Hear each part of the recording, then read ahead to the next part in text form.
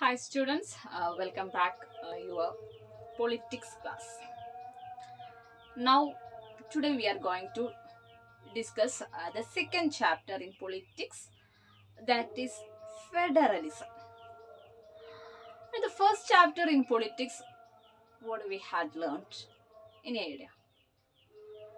Yes, we had studied or we have learned the different models of the two countries, that is Belgium and Sri Lanka. In the Belgium, what happened? The Belgian government or this Belgium central government divides some power to its regional government and some of the power given to regional autonomy. That's in the case of Belgium. Here we move on the topic that is federalism. What is federalism? Federalism means it is a system of government in which the central government share its power to various constituent of the country.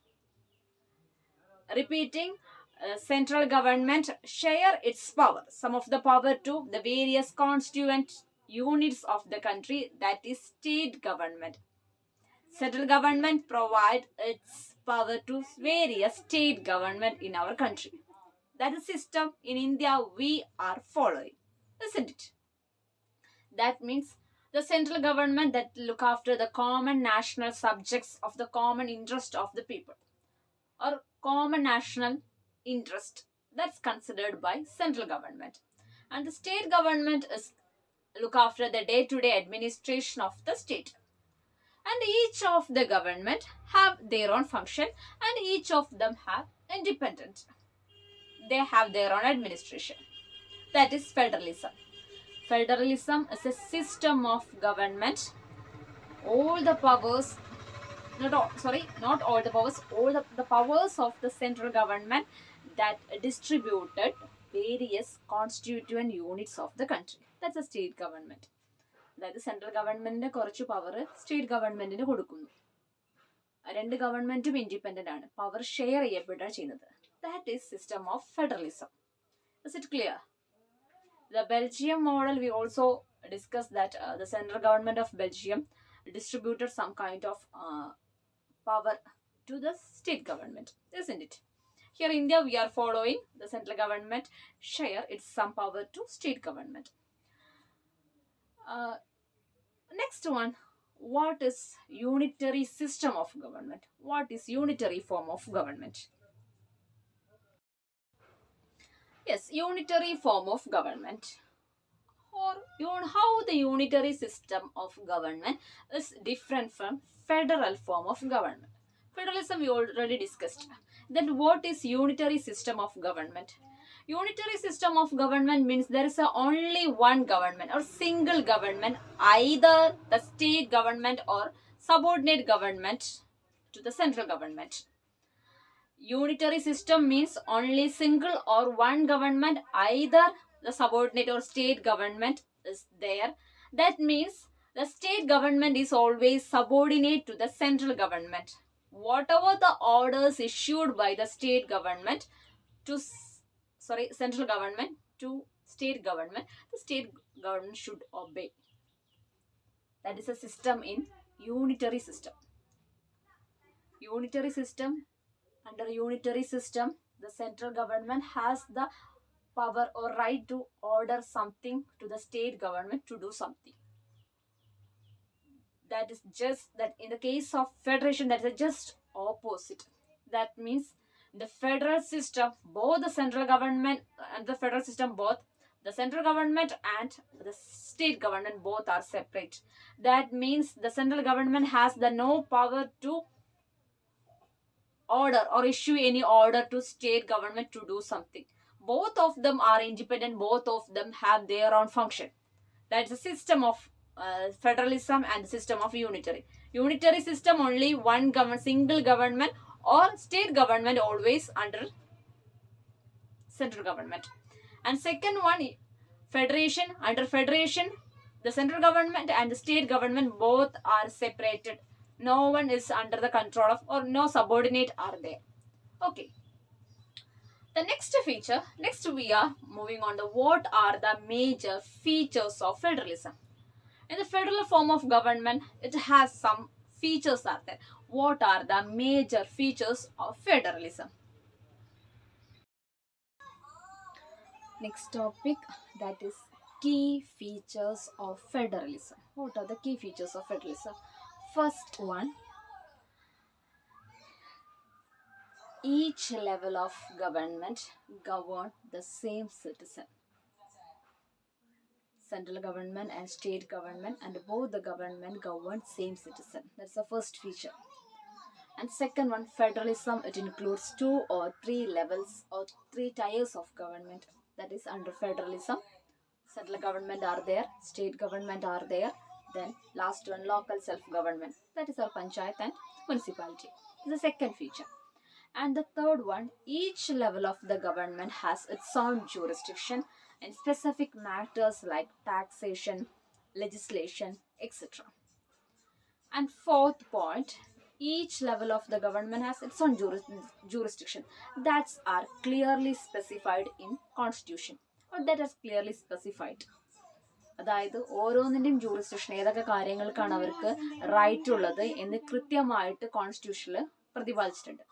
And fourth one, and the unilaterally, no single government change the constitutional provision. That means the constitutional provisions cannot change unilaterally by any single government. And for the changes of the constitution, is it needed? If it is needed, the consent of the both levels of government are necessary. No single government cannot change the constitutional provisions unilaterally. അതായത് ഒരു ഗവൺമെന്റിന് സ്വന്തം ഇഷ്ടപ്രകാരം constitutional provision change ചെയ്യാനുള്ള right ഇല്ല. അത് രണ്ട് ഗവൺമെന്റും കൂടെ, state government and central government, both ഗവൺമെന്റിന്റെ കൺസെന്റ് ഉണ്ടായിരിക്കണം.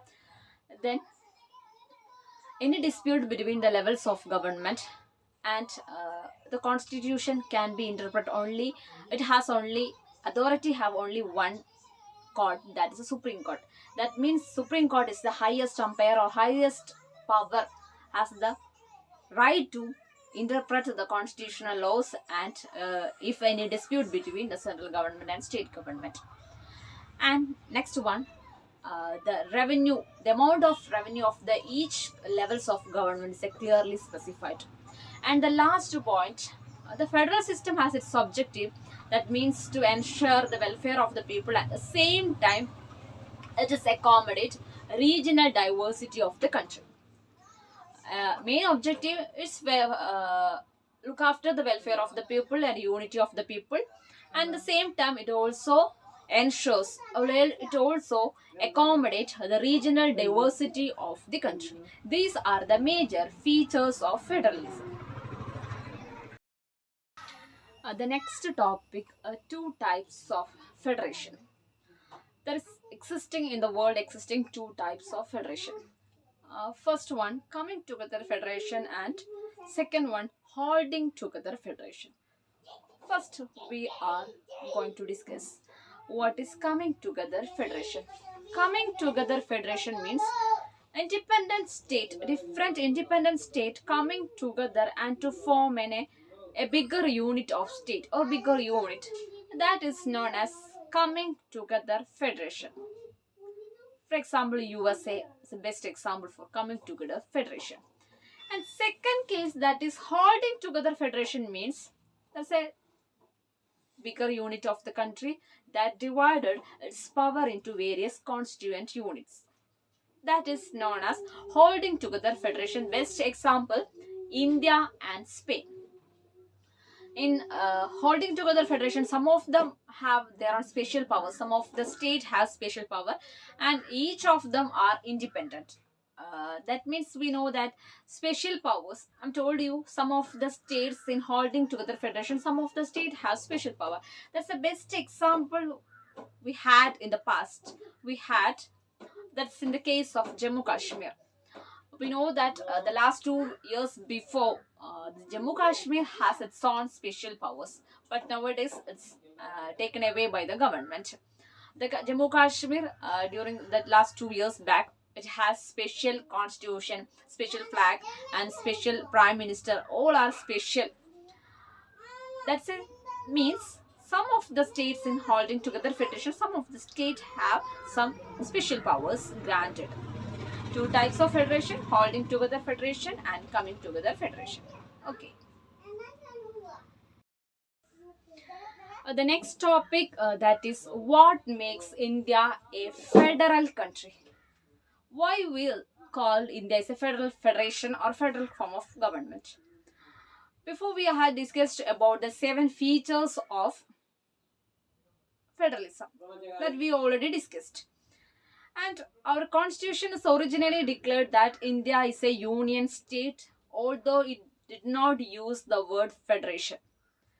But our union state government or union form of government, it's based on federalism, the principles of federalism. I'm repeating, in our constitution, we are used India as a union state or union form of government. Although it did not use the name federalism, but our Indian government is based on the principle of federalism.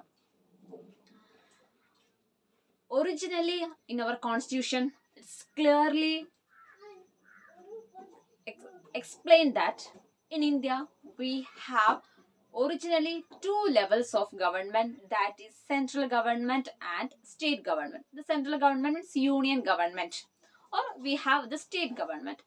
And after that we are extended the level of government, that is local self-government. After the expansion added new level of government, that is the third level of government or the third structure of federation or third level, that is local self-government. That may be in your area panchayat have, or maybe municipality. It's the third level or third tier of government.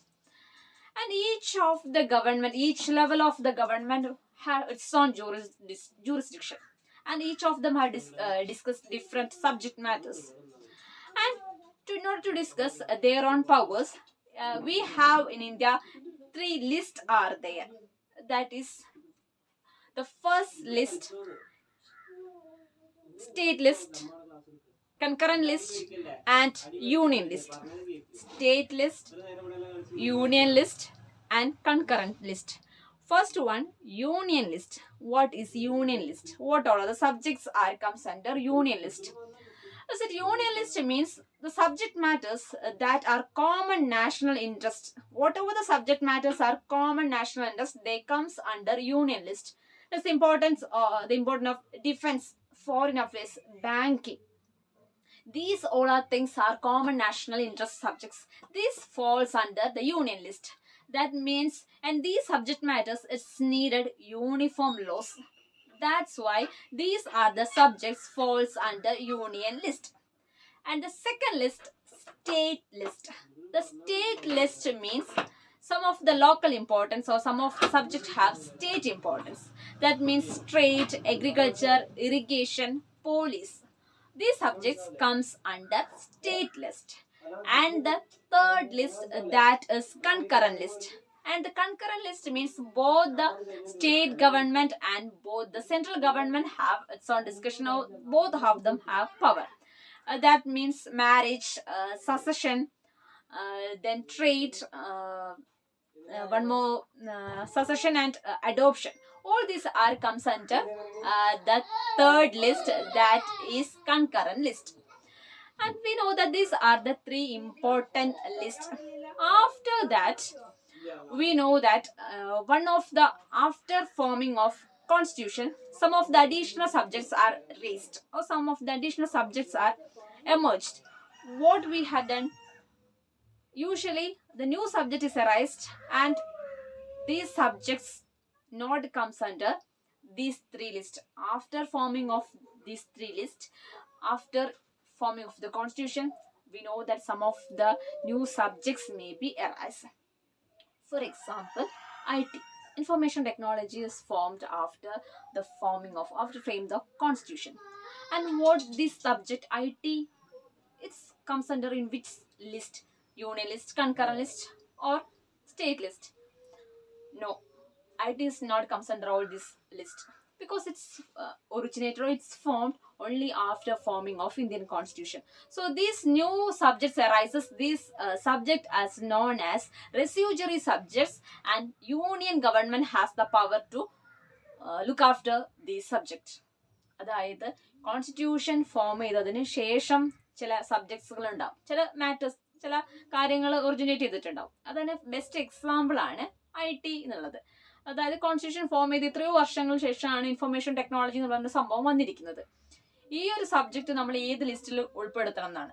അതായത് നമ്മൾ പറഞ്ഞു national list പറഞ്ഞു, state list പറഞ്ഞു, concurrent list പറഞ്ഞു. ഇതിൽ പെടാത്ത പുതുതായി വരുന്ന സബ്ജക്ട്സിനെ നമ്മൾ റെസ്യൂജറി സബ്ജക്ട്സ് എന്നാണ് വിളിക്കുക.